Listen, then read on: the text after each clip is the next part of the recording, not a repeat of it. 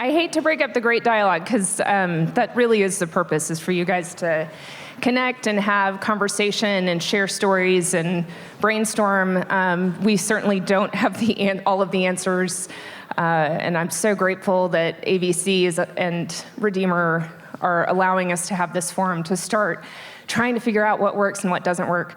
That's so important.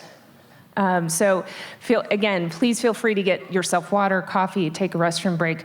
But I'm going to go ahead and get started. My name's Elizabeth Neumann. I'm actually a Texas native. I grew up in the North Dallas area. My husband texted me this morning and said, you know how you have the snapshot on Facebook that tell you where you were? I was in Amarillo 9 years ago today, driving through on the way back from Dallas back to our home in Denver at the time. So this is my second time in Amarillo, very hospitable. I have to say the downtown area was much nicer than the interstate hotel we stayed at 9 years ago. But really, really great to be here. A little bit of background on me. I was raised in a Christian home. We were non-denominational, very into scripture, so very in the head, if you will, about the faith. My family and I have been a bit nomadic the last 10 years. We've lived in Denver and Seattle, Dallas, and Washington twice. We're currently in Washington. So in that time period, we have visited quite a few churches, and so it's kind of been nice to have a snapshot of where the movement or the evangelical movement has been the last 10 years. So it's PCA, Acts 29, SBC, Anglican, Bible churches, we've done a lot. But I'm always fascinated by how niche some of the communities are, and so experiences that I have had, other people have never heard of. I have friends that are like, what is Christian nationalism? I've never heard of that. That can't possibly be a thing. And then you have other people that are that is their entire community. So it's such a large country, lots of diversity in churches. So I appreciate having the opportunity to be here. Okay, so I'm talking to you from my professional hat. I'm a national security professional, 20 years, basically moved into Homeland Security post 9/11 and haven't left. The things we're going to talk about can be a little dark. The stats aren't great. I often get asked, do you have hope for how we're going to fix this? There is no short-term fix. We are in for a generational challenge here. I hope it's just generational. And when I say dark, I'm not just talking about the spiritual darkness, which is obviously the most concerning darkness. I am also talking about the darkness for the country. We have strong leanings towards violence right now in our country, strong leanings towards illiberalism, meaning not the core way in which our country was founded, anti-democratic tendencies right now. So it's dark. So I want to start with some good news because we're going to get dark here in a little bit. But here's good news. I really do think the church has the answer. The more that I study, the more evidence I get into, whether it's social science, extremist experts, when you look at how do you deal with this problem, or why is this problem happening? How do you help people in the middle of extremism, in the middle of disinformation? The drivers behind it are exactly what Carmen said earlier. It's about lack of significance, lack of belonging. We are a society that is lonely. We are a society feeling very disrupted for a number of reasons. Uncertainty, you'll hear me talk about that a lot. Uncertainty is one of the core drivers behind why people move to disinformation, why people move to extremism. We have the answer. We have the certain hope. So we're gonna talk national security stuff, extremist stuff. I want you to have the facts. I want you to understand the nature of the problem. But I want you to keep in the back of your mind, the hope is in this room. The hope is in the Church of Jesus Christ. The hope is Jesus. It is not this world. Okay, so let's let's talk some history here. You've talked about information disorder, which is kind of the term we use to collectively talk about malinformation, misinformation, and disinformation. And you heard about that from Dan. He also referenced that this is not new. This actually started, we have evidence that it was used in the Middle Ages, it was used by the Catholic Church against Protestants during the Reformation, but the modern version of it starts in the 1920s during Russia becoming the Soviet Union. Stalin actually coined the term himself. In 1923, he creates this special office of disinformation. A lot of what they were using disinformation for was to control their own people, and then eventually to control the Eastern Soviet bloc countries. But they also used it against the West. So let me take a poll. Has anybody, and I think Dan even mentioned this, has anybody heard that JFK and Martin Luther King Jr. were assassinated by the CIA? Raise your hand. Okay, that was planted by the KGB. Fluorinated drinking water is a plot by the US government to affect population control. You've heard that? Okay, that was a KGB plant. How about this one? A little bit more recent, in the 80s, AIDS was created by US scientists in Fort Detrick to target and eliminate gay and black people. So this is actually the Deputy Assistant Secretary of State at the time. There was a working group in Washington that was stood up in the 80s because they realized they had to quickly rebut and get the truth out. And so they would identify the plant of the KGB information and then try to disrupt it by getting truth out. We have in the federal government tried to do similar efforts. It's much harder now because it moves so quickly with technology.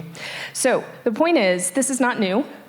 It has become more difficult because of the rise of social media and the impact, the ease with which our foreign enemies, as well as domestic enemies, can leverage this. If you think about what they had to do in the past, they actually had a pretty high bar to reach in order to convince a journalist that this was true, right? Like the only way the American people would get the news is if it was on TV, if it was in the newspaper. So they had to create authentic fakes that would reach a certain standard that a journalist would buy into it and then publish it.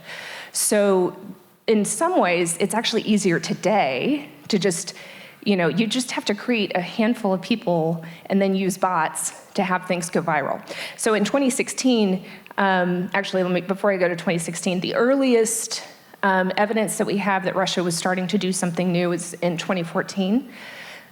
You might have heard of the IRA, the Internet Research Agency, which is in Russia. They're very popular. They're under indictment for their activities in the US. But it is believed that they are tied to a false story that was planted on September 11, 2014, that a chemical plant in New Orleans, or not New Orleans, Louisiana, was on fire. And it spread pretty quickly on social media locally. Local news stations covered it. And so EMS and fire, they deploy. They go to the chemical plant. And there were pictures online of this chemical plant burning, and everybody's panicking because it could lead to an explosion in their community. Well, the firefighters get there and there's no fire. And they're like, well, oh, it's a hoax. And is it they claimed that it was ISIS, so they were like, is it ISIS that did this hoax? Nope, it turned out to be Russia. And it actually wasn't a very effective ploy compared to some of their other campaigns that came later, but that was 2014. We believe that they were probably involved in stirring up dissension during the Ferguson protests. You remember Michael Brown? That a lot of on both sides, by the way, they don't actually have a side. They just love to stir up the dissension. That's the goal, is to undermine our society. So that is another example. Black Lives Matter, football players taking knee, they took both sides there. So that's all a lead in. We go into the 2016 election. And we have some experts and historians who will tell you that their efforts were not as sophisticated as during the Cold War in 2016. They got better in 2020. But we were able to fairly quickly, we were flat-footed, but we were able to fairly quickly start to connect dots that this is inauthentic activity. But the reason it was hard is because they had planted people in Facebook groups back in 2014. And so you were communicating with people that you thought lived in the next town over, and you were sharing stories about your kids, and you were talking about how life was difficult when the humidity went up. And it seemed like this person was your friend. And then a trigger moment happens, a crisis happens. Your friend, as Carmen pointed out, tells you, well, you should believe this. Well, they're your friend. You don't know that they actually live in an East Russia troll farm. And they did this at mass scale. So the uprisings and the conflict and the polarization that we all saw in 2016, I'm not saying that there aren't people in your community that didn't feel that polarization, that weren't in fact polarized, but they might have been influenced to be that polarized by foreign nation-state actors. So I think it's important to say when we start talking 2016 election, there were several commissions. There was the intelligence community. There was a congressional committee that investigated the election. Everybody has come to the conclusion, no interference in vote count. It was an influence operation. There were attempts to get access to state and local governments, their election machines. They were thwarted. And the election system's much stronger today than it was in 2016. But the piece that we can't really measure is how much did that influence affect somebody's vote. So while a vote was not manipulated, the vote count was not manipulated, there's just no way for us to know. And when we moved to 2020, similar effect or similar assessment, there were a handful of attempts to mess with election technology, election systems. They were rebuffed. They were not successful in gaining access to our election systems. But most of the effort was on influence, and Russia had company this time. Iran was the other big one, and then I listed some of the others that kind of played around the edges. Ironically, China is assessed to have considered it and decided not to do it. China, it tends to be more focused on the long game. They tend to be more interested in espionage on people or on the candidates themselves to understand their intent. That's traditional espionage. Still bad, but so much better than they're trying to influence our election. So in this case, China was not the bad guy. I think the other thing that is fairly powerful in some of the post-election analysis, the part at the bottom about Facebook having the most popular page for Christian and Black American content being run out of an Eastern European troll farm, that came from the Facebook leak, the whistleblower. She had a series of papers that she released, and they had done some internal research that now is public, thankfully, to help us understand the nature of the impact. I mean, the idea that 140 million Americans monthly, there's 330 million, and not all of those are adults. So 140 million Americans monthly were reached by this Facebook page that was supposedly a Christian Facebook page that was targeting Americans with their political content, but it was run by Russians. The next busiest page on Facebook is Walmart, for comparison, at 100 million. The largest Christian American page on Facebook, 20 times larger than the next largest, meaning their impact was that much greater than anybody else that was truly authentic, and it reached 75 million users a month. So I'm not going to go into the presentation about the role of the tech companies, but I have a lot of opinions, so if you want to ask me about that during the panel discussion, we can go into that. All right, let's dive into types of disinformation campaigns that nation states in particular use. Two types here, distraction campaign, persuasion campaign. The distraction campaign is very much throw everything out there as theories, and it causes people, like psychologically, it causes us to shut down. It's too much information. We get information decision fatigue, and we just shut down. So some recent examples, the Khashoggi murder and the Malaysian airliner that was downed a couple of years ago. The other is a persuasion campaign. This is what Russia did with the Facebook folks. So planting people in groups, you think they're your friend, and then when something happens, they kind of plant seeds to sow dissent. They have been able to create, like in real life events, where people go to campaign, people go to rally around a cause that, the original organizer is not here in the United States, they're sitting over in Russia, but like that, they're that successful at mobilizing people to go and do things. All right. I just like this I'm not going to go through all of it, but I'll let you look at it. There's different types of disinformation, and not all of it is as bad as some, right? So on the left side, you have low manipulation, right side is high. Satire or parody. If you're not educated in social media or certain types of media, you might see the Babylon Bee and think it's real, right? So, so there's that. I'm not concerned about that. But then you get into manipulated content, fabricated content from a technology perspective. The intelligence community gets really nervous about deep fakes. Anybody heard of deep fakes? Yeah, so it's here, but it's gonna be more prevalent. So as we move into future election cycles, be prepared for it getting even more difficult to discern what is actually true. Did I see a video of the candidate doing the thing that's just atrocious? But then they come out and say they were never there, and they offer evidence that they were somewhere else when this video was taken. Who do I believe, right? That's just gonna be the nature of the world we live in for a while. Disinformation not limited to nation states. We've had corporate competitive disinformation. One of my favorites is down here at the bottom. There were groups like Walmart and Simon Malls that paid a nonprofit to basically be antagonistic towards Amazon, but it was under darkness, if you will. It was not transparent.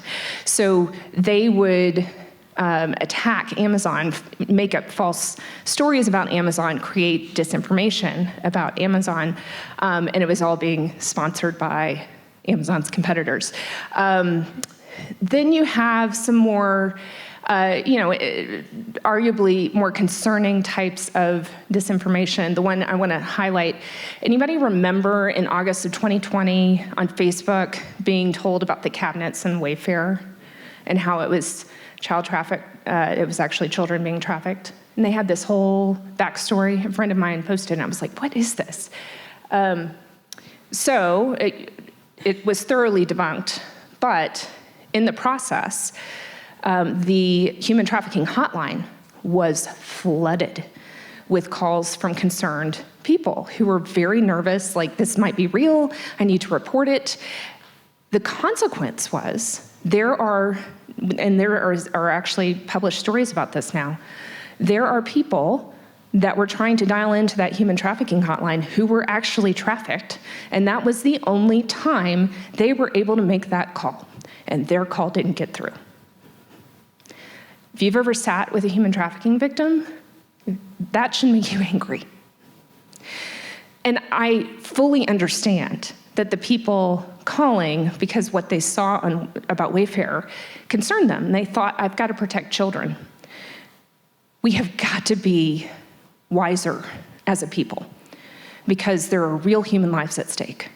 There are real victims out there that didn't get rescued because of this conspiracy theory. The national intelligence community publishes strategic trends and outlook. This one was published last year. It looks at what's life going to be like in 2040. One of their conclusions is that disinformation is one of 6 trends that is likely to increase the risk of a major power kinetic, meaning war or other types of violence, conflict in the next 20 years. So it's not just that our relationships are fractured. It's not just that we're losing people from our churches. It's that our entire lives could be disrupted in a way that we certainly have never experienced in our generation. So the stakes are pretty high. This is also from that same report. Slowing economic growth and gains in human development coupled with rapid societal changes have left large segments of the global population feeling insecure, uncertain about the future, and distrustful of institutions and governments they view as corrupt or ineffective.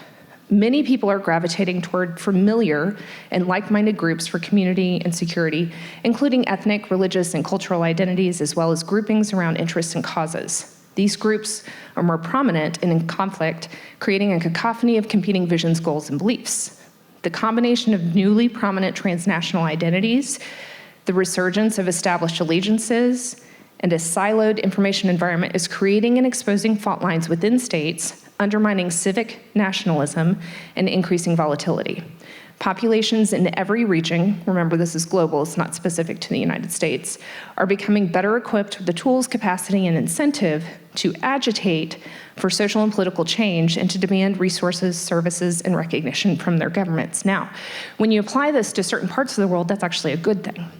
But when you apply this to the United States, which technically they're not writing about because it's the intelligence community and they're supposed to be looking over there, but you can see that the trend lines are there. Like, this is not just a US problem, this is happening in Western Europe, it's happening in Africa, it's happening in South America. We're in for a season of disruption and global unrest. All right, so other security implications, or as I put it, why do we care? One, disinformation's working. You see some stats up there. We are seeing the highest hate crimes since 2001. We're seeing spikes in domestic violence. We're seeing spikes in terrorist attacks. I'll talk about that in another slide. And I don't need to tell you, because you've experienced this personally, your trust, the lack of trust as experts, as community leaders, as the church, like, it's different now. I was talking to somebody earlier who has children who have all gone through medical school, and dad doesn't believe them as medical experts because he's seen something on YouTube, right? The Death of Expertise, great book by Tom Nichols from actually several years ago, talks about this phenomenon where we don't trust anybody anymore. And I would argue society can't function that way long term. We kind of are built on the principle, the basic idea that I can walk into a room and we're predisposed to want to believe what somebody tells you. If we instead all become skeptics, society actually doesn't work, or at least not a democratic republic. This is a threat bulletin from February. For the past 2 years, starting in the Trump administration, when I was there, and continuing into the Biden administration, it's been assessed that domestic terrorism is our #1 threat, on par with and actually succeeding or exceeding ISIS and foreign terrorist threats. What's changed in the last year is the drivers. They always tell you, like, this is the threat, this is the method, but the drivers here are really interesting. It's the online environment filled with false or misleading narratives and conspiracy theories, other forms of dis, and malinformation, amplified or introduced by foreign and domestic threat actors, and that these threat actors seek to exacerbate societal friction to sow discord and undermine public trust. So again, this is not a disinformation bulletin. This is the terrorist threat advisory bulletin. It gets issued very rarely. since this system has been in place. I want to say there have been 3 in the last year for this topic, updated every time something new emerges. And then prior to that, there were maybe 3 or 4 in the last decade. So the intelligence community, security community is taking this very seriously. All right, last few points on why this matters from a security perspective, then we're going to dive into extremism. One of the reasons disinformation is so dangerous is that it further spirals on itself. So it creates an information and anger fatigue. We're unable to discern truth. What I would call the vast majority of normal Americans check out. It's like, I'm just done. I'm tired of people being angry at me. I'm tired of hearing people yell at each other on TV, and they just check out. And the problem is, oh my goodness, we really need them to be checked in. Because I would hypothesize that the vast majority of people in this country do not represent something on the far left or the far right. I think the vast majority just want to live their lives, take care of their kids, contribute to their community. And we need those people to be welcomed back and create a space where they can come back and not have to deal with the barrage of hate and anger all the time. So one of the problems with disinformation is it creates that environment where the people you want to be engaged actually disengage. It disrupts the democratic process with inauthentic speech and assembly, as we've just talked about. It creates more uncertainty. We'll talk more about that next. One of the biggest concerns we have is the high rate at which civil servants are quitting. And I use that term very broadly. Federal government civil servants, state and local civil servants, especially election officials. We have seen a huge number of election officials retire in the last year. 1 in 6 have faced threats. Now that's nationally. I bet if you look at states where things have been particularly in the news, places where the elections have been contested, that number of election officials being threatened is going to go way up. The thing that I find most atrocious is that they're threatening their kids. I mean, I don't care what your stance is as an American. I don't care if you think that the election was stolen. I just don't think kids get to be fair game. So there's a bit of you've lost your mind aspect to this. And we need to reassert, I would argue, civility. We shouldn't yell at people in general. We shouldn't threaten people in general, but can we all at least agree that we leave the kids out of it? But you can imagine, if your kids are threatened, oh my gosh, it's not worth it. Election officials make nothing. It's basically a volunteer job. So if they all leave, guess who takes their spot? So we're about to have another election with either, generously, just inexperienced election officials, which is likely to create mistakes. We're going to see more mistakes. We're going to see, aha, you did it wrong. I caught you. You did that on purpose. No, they were just inexperienced. And we're also going to have people slot in certain places, not everywhere, to run those elections with a bias towards making sure that their side wins. So we're actually likely to see a more politicized administration of elections because of all of these retirements. So it's about to get really icky and difficult to know who's right and who to believe, and is this fraud or is this incompetence? It's not good, and it's going to make these types of conversations that we've just endured the last 2 years more difficult. Finally, it leads to violence, which is what we're going to talk about next. But I want to leave you with this. Thomas Rid wrote a book on active measures. He's a historian. He's talking a lot these days to try to draw connections between what Russia did during the Cold War, what they're doing now. His point is that active measures are about driving a wedge into pre-existing fractures. The reason certain types of disinformation don't take off, they're not viral, is because it's not finding that wedge point. The places where it's successful is where they're able to activate real emotional responses. Makes sense, right? When we get angry or when we get sad, that sticks with us. We talk about it. We tell our friends about it. What they are looking to do is exploit and amplify our societal weaknesses, often by pitting one group against another. Now, the reason I believe, and the intelligence community believes, that Russia has been doing this is because they want to so weaken us and the West so that we can't stand up against whatever they're trying to do. Ukraine being Exhibit 1. Now, that hasn't worked well for them. Even though they really have weakened us, the West has responded overwhelmingly in a united way that has shocked a lot of the national security community. We did not expect that.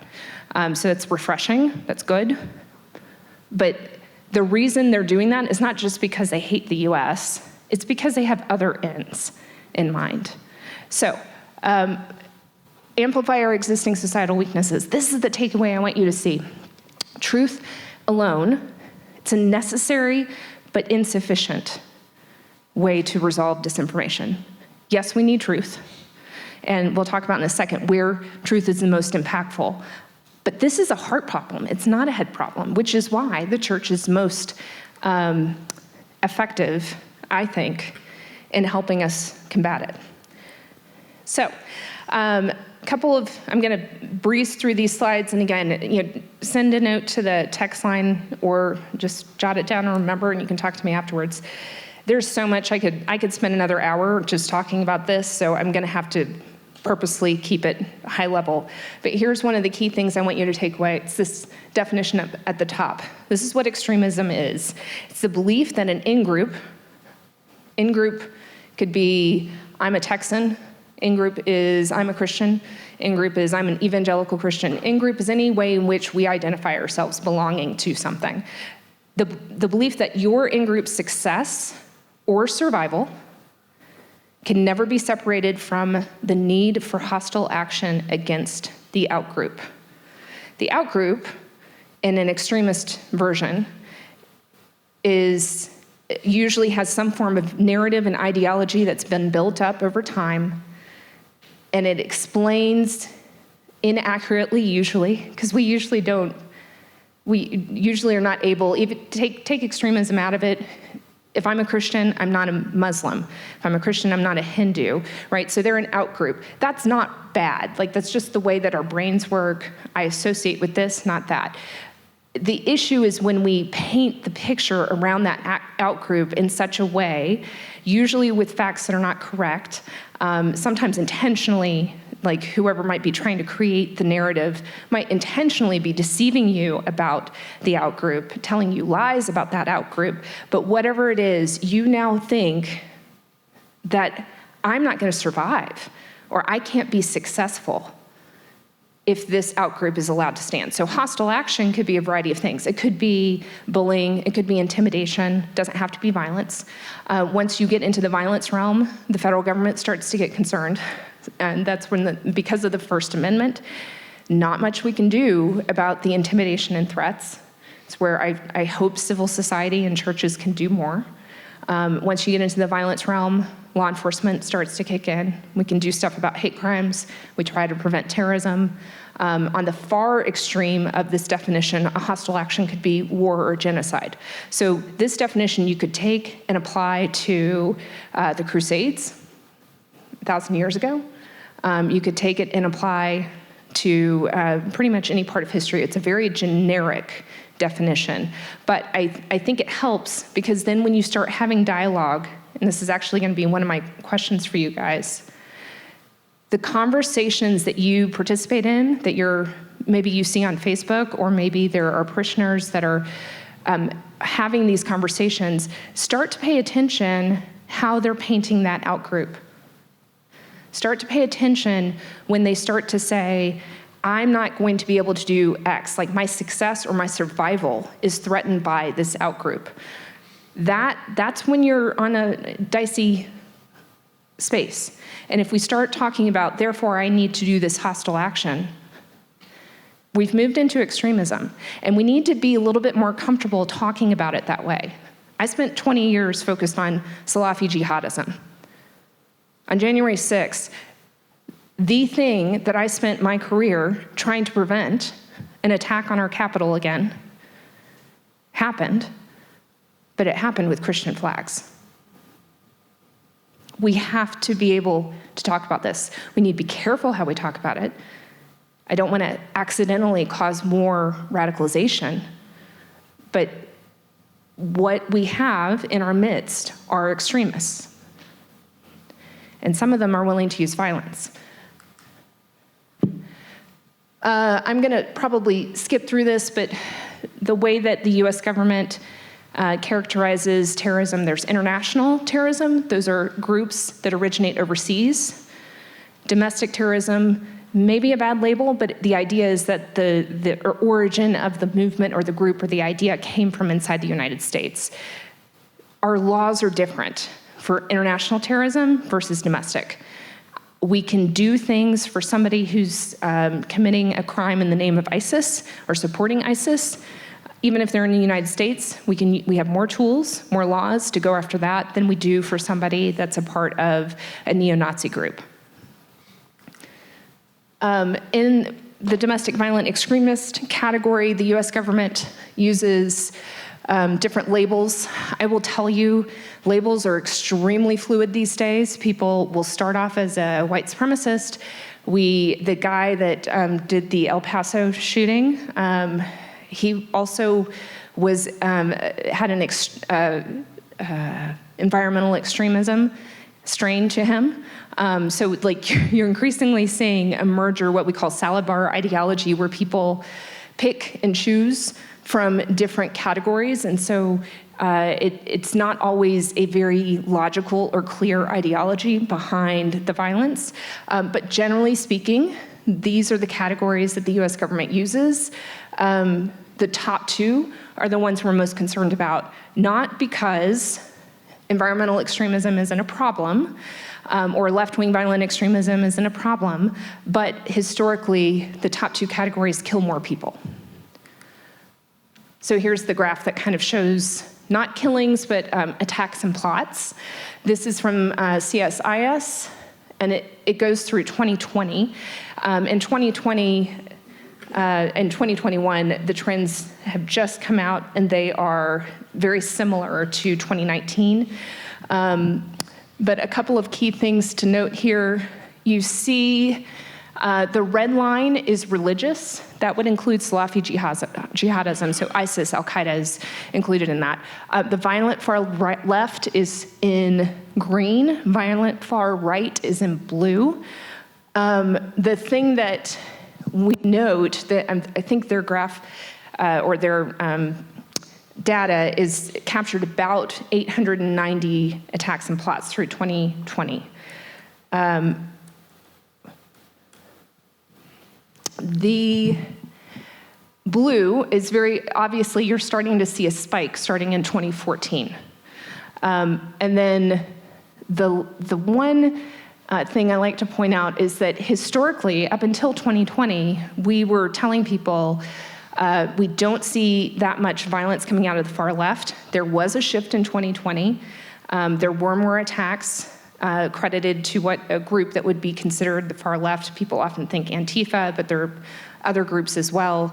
There was an indictment this week of an environmentalist up in Portland who had committed what the Department of Justice is claiming an act of terrorism. So there are more activities ticking up. That doesn't surprise me given why people move towards violence. The uncertainty of COVID, the societal fractures we've all experienced, all of those are drivers that lead one to extremism. So it doesn't surprise me that you've seen an uptick. But the thing I want you to take away is that the far right is responsible for 66% of all attacks since 1994. So when you hear somebody say, I'm really concerned about white supremacists, or I'm concerned about militia violent extremism, it's not a political statement. For a counterterrorism professional, we're looking at the data. And the data tells us that the right tends to kill people in far greater numbers than the violent far left. The left tends to go after property. They killed one person in 20 years, and it happened in 2020. It was a protest, counter-protest situation. How do they recruit? We've talked about uncertainty. That's certainly a key part of this. They leverage crises. We've been in kind of a few crises the last few years, so no shortage of opportunities for them there. They exploit uncertainty. That's one of the key drivers behind extremism, is that people have a sense of uncertainty and they're looking for simplistic answers. Conspiracy theories offer simplistic answers to life's problems as opposed to there is sin in the world, right? So one of the ways in which I think the church has a role to play here is that people are searching for these black and white answers in a world that is complex, and sometimes suffering happens for no good reason, right? And that search for certainty, it's an effort to have control when your life feels out of control, right? We have answers, but man, that is not the milk that Paul talked about, right? Like it is a mature faith that can lean into and understand the nature of trials and suffering and their purpose in the Christian life. I think we have so many people in our church, sadly, that have not been discipled well, or perhaps by their own choice. There's not a depth. And so when uncertainty hits, they seek answers that allow them to feel control. Anger, funny enough, makes us feel like we're in control. So the fact that we are in the midst of a season of rage, a season of anger, doesn't surprise me at all, because it makes you feel like you actually have control, even though you don't. So, last thing on this slide. One of the big concerns that extremist academics and researchers and practitioners are concerned about is this increase of the extreme going mainstream. So this is happening in ideology. This is happening in real life spaces. So there was this was happening in the last 5 years, but in the last year, we've seen more neo-Nazi groups, white supremacist groups, militia groups, actually decide the way that they're going to achieve their ends is to co-opt the political system. So we have more candidates running this year for Congress or governor elected office that are associated with known domestic violent extremist groups than in any other period in our history. That probably is not true when you look at Reconstruction, but in the modern era. So there is this increasing overlap between mainstream political discourse, very legitimate political dialogue around immigration, or around how we deal with racial injustice. Those are legitimate political conversations these days that an extremist who is savvy can enter into that conversation, create that narrative, create that outgroup, create that understanding in whoever their target audience that no, the only way to handle this is to actually act hostilely to that outgroup, because otherwise we're not going to survive. And they're doing it by entering into those mainstream spaces. They're very good at memes. They're very good at using gaming online to start conversations. There is a YouTube cooking show. You would watch the first 3 episodes and not have any idea that the person teaching you something is a white supremacist. And then they just ever so subtly in episode 4 start to insert information that makes you curious. And you might go Google. And you might end up on another YouTube page and then go down a rabbit hole. So they're increasingly savvy. And the reason I think this is important for the church is, one, if you're a parent, I have some resources I can send you, but you need to be aware that they are targeting your kids. They are targeting your kids, and just like everything else that you have to be worried about as a parent, this is one of those areas you definitely want to be educated on and know the signs and indications that somebody is being exposed to radicalized content.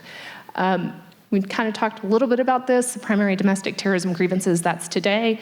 These are the conversations that are happening. Like I said, some of these are completely normal political discourse, but these are the ways in which they're trying to get people to have conversations, and then they're offering an alternative solution that is extremist in nature. Okay, why now? I think we've been over some of this. 2020, super challenging year. Tons of uncertainty, QAnon going mainstream, an intense election. I work for Moonshot part-time. They are an online tech firm that counters radicalization in the online space. So if somebody's searching for harmful content, we intervene and we try to offer safer alternatives. In the first 2 weeks of lockdown, we saw a 37% increase in people searching for harmful, violent content. Within a year of that, it had gone up to 140%. That's in the United States. One other topic I just want to highlight more because it's different. January 6th. Not the typical profile of a domestic violent extremist. In fact, we had less. We had the majority of the 700 plus people that have been indicted so far, and I'm sorry, my stats are from January. The numbers keep changing. But you end up with only about 60 or 70 that were affiliated with a violent extremist group. So the bulk of those that have been arrested and indicted are not what we would consider that classic violent extremist profile. It's still early, and I think social scientists and extremist academics are sorting through the data and still understanding. But what most have classified this as a political violence movement, which is a little different than an extremist. That said, political violence is also a form of extremism. But some of the, captured up here, some of the changes or distinctions there. The average age was 39. The average age of other violent extremists of the last 20 years tends to be younger. They are more employed, better employed than the average. So it's different, right? And I think we all saw that, right? It's not who you typically think of. But one of the concerns we have is that, in fact, we had affiliated, Oath Keepers, Three Percenters, Aryan Nation, neo-Nazis, Boogaloo Boys, Proud Boys. We did have organized extremists in those groups. And so there is this intersection now with traditional mainstream people and the extreme. Creates more vulnerabilities in the future. 34% of Americans, or 87.8 million people, think violence to achieve your political aim could be justified in certain circumstances. Folks, that's the definition of terrorism. 21 million Americans believe the election was stolen and violence is justified to fix it.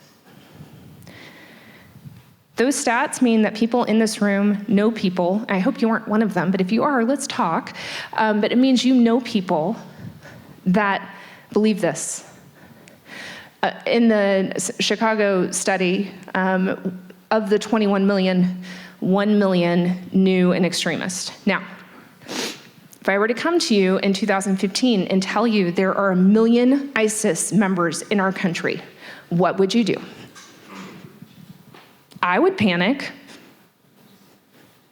Do you know how many law enforcement personnel there are in the country?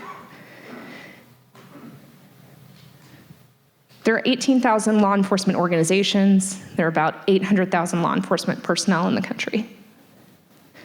We're outnumbered. This is a game changer for the security community. We cannot arrest our way out of this problem. Now, I'm not saying that 1 million people are going to go pick up a weapon and do something today. Thankfully, the number of people that are radicalized versus the number of people that actually go and mobilize to violence, very, very small percentage. But the pool of potential people just got really big. All right. Vulnerable population. Radicalizing, radicalized. You see very big, smaller, smallest. even smaller, mobilization to violence. The government for 15 years after 9/11 focused on this space. Domestically, this would be law enforcement job. You cross the criminal threshold, we're gonna go try to find you, disrupt you, arrest you, prosecute you. Overseas, this is military, this is intelligence community. Actually, overseas, we did a little bit more about hearts and minds work to some success. Domestically, didn't even touch this space until about 3 or 4 years ago. We're woefully behind. Germany spends $1 billion on this. We spend 30 million. We're a lot bigger than Germany. So we're behind. There are some programs that are being put into place. They're small, they're underfunded, but they're trying. But honestly, the way that this works is not for something out of Washington. It has got to be locally driven, and it's got to be, you see this here, community. It's got to be community driven. The type of work that you do in a vulnerable population versus radicalized is different. So let's talk about that. If you're vulnerable, you're not at all radicalized. It just means that there are certain factors in your life that make you more predisposed to those conspiracy theories, to that disinformation, to being pulled into extremism. Some of the factors that make you vulnerable are very similar to factors that might make you vulnerable to gangs, to being trafficked. So it's a population that, in general, we as a church or as a civil society should be trying to find ways to care for. When you're in this space, you are more open to counter-arguments, to messaging that is pushing back against the ideology of extremism. So you might get curious. It's kind of where you are here. You're curious about extremism. You Google something. If we can offer counter-messaging in that early part of your journey, you're more open to it. Even better, if you're over here, we can inoculate you, much like we do with vaccines. If we can expose you, hey, there's this false conspiracy theory, here's why it's wrong, and you haven't been exposed to it before, the data tells us that you're likely to accept that. The data also tells us that if you've already been exposed to it and then later somebody comes alongside and tries to debunk it, you're more likely to believe what you first heard. It's just the way our brains work. We believe what we first hear. Long, long time ago, we used to, in the media sphere, believe don't give air to fake news or to conspiracy theories. You don't want to spread it. We are far past that now. It's a completely different world. The best thing we can do is acknowledge there is this untruth out there. Here is why it is untrue. So as pastors or ministry leaders, I know sometimes there's a balance here, but the data tells us that if your population is more in this space, it's better to go ahead and talk about it, give them the facts about why it's not true. It inoculates them. Now, somebody talked about de-radicalization. This space, different approach. Once somebody believes the ideology, you can't argue them out of it. When you talk to people that were formerly a part of a terrorist group, they will tell you, I just kind of brushed it aside. I laugh it off. Now, there's a reason for this. They didn't move into that extremist group because of the ideology in the first place. Remember, we talked about its psychosocial factors, uncertainty, need for belonging, need for significance. They're not going to leave the group or the movement because those needs are being met. So what do you do? I'm going to skip that, but by the way, social media is a problem. I'm going to come back to de-radicalization. Protective factors, or how you build resilience in vulnerable populations. I won't talk through all of these, but please do take a glance at them. Strong ties to the community. Having a nuanced understanding. What a concept. The world's not black and white. Particularly of religion and ideology. Church, you can do this. If you're a fundamentalist, you're probably increasing the problem. You've got to be able to have nuance in your conversation, you have to acknowledge you don't have it all figured out. That you're still learning, that God is so much bigger than us, that he has still hidden certain things from us. We don't fully understand why a child with cancer dies. Like, I can give you theological answers, but let's be honest, it doesn't make sense here. It will someday, but not today. We have got to be able to enter those spaces. Do not give pat answers. It creates the opening for a vulnerable person to go look somewhere else for those answers. You have to train nuance into your congregation, into your children. Other pieces here, not groundbreaking, but societal inclusion and integration, address trauma and mental health issues. Look, churches are on the front line. You guys see it. If people need help, please don't ignore it. The attack that we had in New York was coming from a man with mental health issues. And the mental health system in this country is not great. And we need to figure out as the church what we can do to help. I've kind of skipped over this, but we think about this in public health terminology: primary prevention, secondary, and tertiary. Primary, think of you go to the doctor for your annual physical to make sure that everything's good, you get shots, you take your vitamins, you exercise. That's primary prevention. Secondary is you're catching disease early, you're treating things quickly. Tertiary is you've got a bad diagnosis. There's not too much we can do. It's set in. So in the context of that graph I was showing you, primary is that far left, the vulnerable, building resilience in society. Secondary is as somebody's radicalizing. Tertiary is they've crossed into that criminal threshold. So I think the church is primarily equipped to address primary and secondary. This is part of what we'll talk about in discussion if we have any time, because I've gone way long. But on the secondary and tertiary, let's talk about de-radicalization. It's not a linear process. Most formers will tell you it's about empathy and love. The reason they moved there in the first place: uncertainty, need for belonging, need for significance. The way they exit, somebody comes alongside them and just loves them for who they are.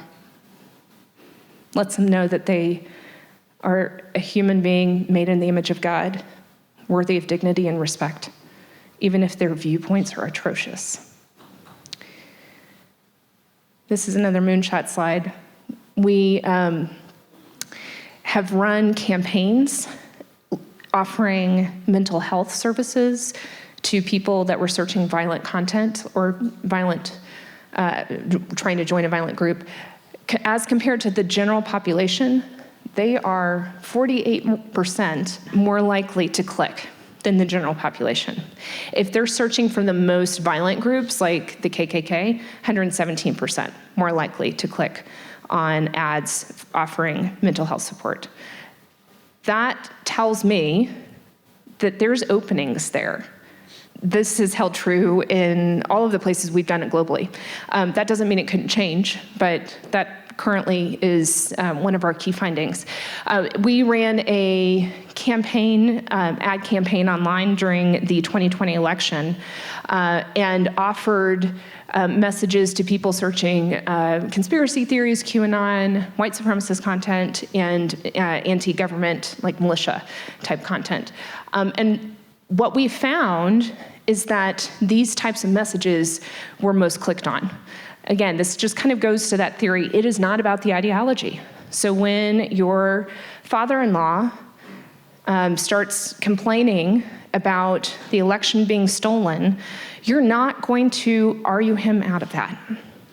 It's not worth it. I mean, to Carmen's point, there is a point where you just need to step away from that conversation. But what might work over time, and I would also add with prayer, is that if you're still loving them, maybe. So let's talk about that, the tertiary prevention. Look, empathy, love, the church can do a lot there. And there are cases of people coming out of terrorist groups and being reformed. It is also fairly rare. That doesn't mean you shouldn't try. It doesn't mean you shouldn't pray. I think if any group has the chance to do this well, it's the church. But I want to be honest with you, it's really hard. The brain gets twisted, and I think it's spiritual warfare. So here are some other things you need to think about. Please take time to learn and be able to detect signs of concern. We can talk about that later. There are lists that the FBI and the Secret Service publish of people that they do studies on people that have carried out attacks, and they go back through their history, and they're able to kind of pinpoint, like, here are some common factors. But I would tell you that in your gut, if you know something's off about a loved one, don't ignore it. I'm not going to get this stat entirely correct because it shifts every year, but the FBI found that about 80% of cases of attacks that have occurred, school shootings, terrorist attacks, that kind of stuff, in 80% of the cases, there was a bystander that knew. Sadly, in some of those cases, they actually reported, and law enforcement failed to follow up in the right way, so that's a different problem. But a lot of the cases, the bystander just kind of brushes it aside. Don't brush it aside. Get them some help, mental health counseling, or other types of support. And then I would encourage churches, 2 more things, please. Build relationships with your local law enforcement. You never know when you need to be able to call somebody and say, like, here's what I'm seeing, what do you think? Like you don't want to pick up the phone the first time and meet a law enforcement officer in the crisis. Get to know them before the crisis, so there's a trusting relationship there. Because if they're trained, or if somebody in their police department is trained in threat assessment and threat management, they can ask you questions and give you guidance. Not the time for us to come in. The best thing you can do is X. So get to know your local law enforcement now, and don't be afraid to call if you have concerns. And then lastly, churches are also targets. You need to dust off, if you haven't done this recently, your active shooter drills. Make sure your staff and any volunteers that are regularly in your congregation know what to do. There are some resources that the Department of Homeland Security offers. They will send a protective security advisor to assess your church and make recommendations on what you can do to make your congregation safer. They actually did an assessment of the Pittsburgh synagogue 3 weeks before it was attacked. And that assessment and the changes they made were credited with saving at least 12 lives. It does make a difference. Okay, I'm gonna go back to this. It's a hard problem. There's things we can do to help protect people's minds. Truth is important. This is inherently a heart problem. And you guys are well equipped to deal with it because of Jesus. Also, not on the slide, you can't do it alone. This is lonely work. It has been a really hard 2 years. I have been ostracized. I've had people reject me. I know many in this room have been dealing with that. It is painful. And yet, Jesus told us this is what our path would be. So you're right where we're supposed to be in following our Savior. So try to take some encouragement that you have an important role to play. You are equipped to do this. And you have a group of people already who are coming together. You're not alone. But don't forsake encouraging one another and finding ways to continue the conversation after today, because you do need that support. Thank you guys for your time, and I'm sorry I'm long, but appreciate it.